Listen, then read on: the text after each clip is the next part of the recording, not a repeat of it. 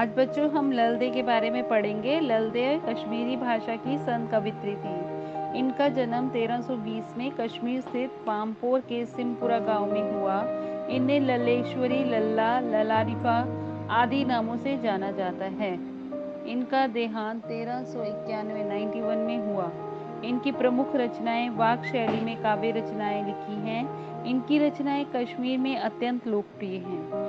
इन्होंने जनता की सरल भाषा का प्रयोग किया, भावों को अभिव्यक्ति प्रदान की। परिणाम स्वरूप शताब्दियों बाद भी कश्मीरी जनता की वाणी में इनकी रचनाएं जीवित हैं। अब हम वाक पढ़ेंगे इनके, ध्यान से सुनिए। रस्सी कच्चे धागे की खींच रही मैं नाव, जाने कब सुन मेरी पुकार, करे दे भव सागर पार। पानी टपके कच्चे सकोरे, व्यर्थ प्रयास हो रहे मेरे, जी में उठती रह हूँ, घर जाने की चाह है घेरे। प्रस्तुत पद्यांश हमारी हिंदी की पाठ्य पुस्तक क्षितिज से संकलित वाक से लिया हुआ है। इसमें कवित्री ने निराशा से पैदा हुए अपने दुख का वर्णन किया है। रस्सी कच्चे धागे की खींच रही मैं नाव, मैं अपनी जीवन रूपी नाव को कच्चे धागे से खींचने का प्रयास कर रही हूँ, प्रयत्न कर रही हूँ। जाने कब सुन मेरी पुकार, करे देव भव सागर पार। न जाने कब भगवान मेरी प्रार्थना को स्वीकार करके मुझे संसार रूपी सागर से पार लगाएंगे। ना जाने कब भगवान मेरी प्रार्थना को स्वीकार करेंगे और मुझे इस संसार रूपी सागर से पार लगाएंगे। पानी टपके कच्चे सकोरे, व्यर्थ प्रयास हो रहे मेरे। कवित्री कहती है कि कच्चे बर्तन रूपी शरीर से पानी लगातार टपक रहा है। कच्चे बर्तन रूपी शरीर से पानी लगातार टपक रहा है और इसे व्यर्थ प्रयास हो रहे मेरे, इसे रोकने का मेरा प्रयास व्यर्थ जा रहा है, असफल हो रहा है। कवित्री ने जीवन को कच्ची मिट्टी के घड़े के समान माना है। कवित्री ईश्वर से शांति और मुक्ति प्रदान करने के लिए विनती करती है। जी में उठती रह हूँ, घर जाने की चाह है घेरे। उसके मन में ईश्वर के घर जाने की अर्थात मुक्ति की इच्छा जागती है, परंतु वह इच्छा निरर्थक सिद्ध हो रही है। वो भगवान के घर नहीं जा पा रही। खा खा कर कुछ पाएगा नहीं, ना खा कर बनेगा अहंकारी। सम खा तभी होगा संभावी, खुलेगी सांकल बंद द्वार की। इस पद्यांश में कवित्री ने बाहरी आडंबरों को छोड़ने का कहा है। कवित्री संदेश देती है कि हमें अहंकार को त्याग देना चाहिए। खा खा कर कुछ पाएगा नहीं, ना खाकर बनेगा अहंकारी। सांसारिक भोगों में लिप्त रहकर कुछ प्राप्त नहीं हो सकता। अगर तुम सब कुछ त्यागने की कोशिश करोगे तो तुम्हारे मन में अहंकार पैदा हो जाएगा, तुम घमंडी हो जाओगे। सम खा तभी होगा संभावी, अपने हृदय में समान भाव की स्थिति को पैदा कर तू अपने मन और तन को काबू में रख पाएगा।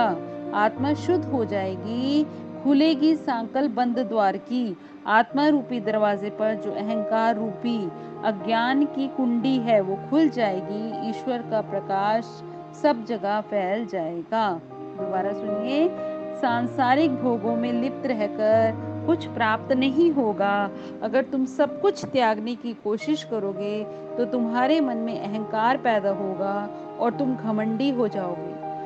सम खा तभी होगा संभावी, अपने हृदय में समान भाव की स्थिति को पैदा करके तू अपने मन और तन को काबू में रख पाएगा। आत्मा शुद्ध हो जाएगी, खुलेगी सांकल बंद द्वार की। आत्मा रूपी दरवाजे पर जो अहंकार रूपी अज्ञान की कुंडी लगी हुई है, आत्मा रूपी दरवाजे पर अहंकार रूपी अज्ञान की जो कुंडी है वो खुल जाएगी और ईश्वर का प्रकाश हर जगह फैल जाएगा। आई सीधी राह से गई न सीधी राह, सुषमन सेतु पर खड़ी थी बीत गया दिन आ।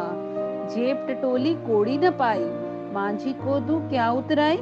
कवित्री कहती है कि इस संसार में आना तो आसान है, आई सीधी राह से गई न सीधी राह। इस संसार में आना तो बहुत आसान है, परंतु जाने का रास्ता सीधा नहीं है। सुषुम्ना सेतु पर खड़ी थी, बीत गया दिन नहा। सुषुम्ना नाड़ी ही वह पुल है जिससे जीवन रूपी दिन गुजर गया, अर्थात ईश्वर से साक्षात्कार हो सकता था, मिलन हो सकता था। जब मैंने संसार को छोड़कर वापस जाने के लिए सोचा, जेब टटोली कोड़ी ना पाई। जब मैंने संसार को छोड़कर वापस जाने के लिए सोचा तो जेब में भक्ति रूपी कोई कोड़ी नहीं मिली।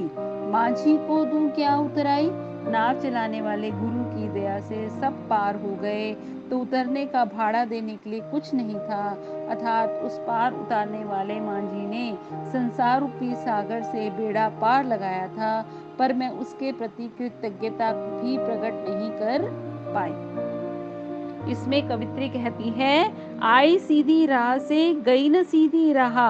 मैं इस संसार में आना तो आसान है, परंतु जाने का रास्ता सीधा नहीं है।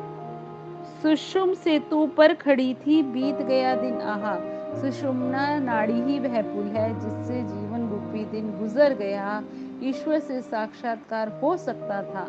जब मैंने संसार को छोड़कर वापस जाने के लिए सोचा, जेब टटोली कोड़ी न पाई, तो जेब में भक्ति रूपी कोई कोड़ी नहीं मिली। माझी को दूं क्या उतराई, नाव चलाने वाले गुरु की दया से सब पार हो गए, तो उतरने का भाड़ा देने के लिए मेरे पास कुछ नहीं था। जिस गुरु ने मुझे संसार रूपी बेड़ा पार करवाया, उसके प्रति मैं अपनी कृतज्ञता भी प्रकट नहीं।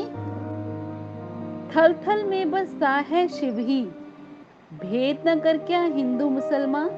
ज्ञानी है तो स्वयं को जान, वही है साहिब से पहचान।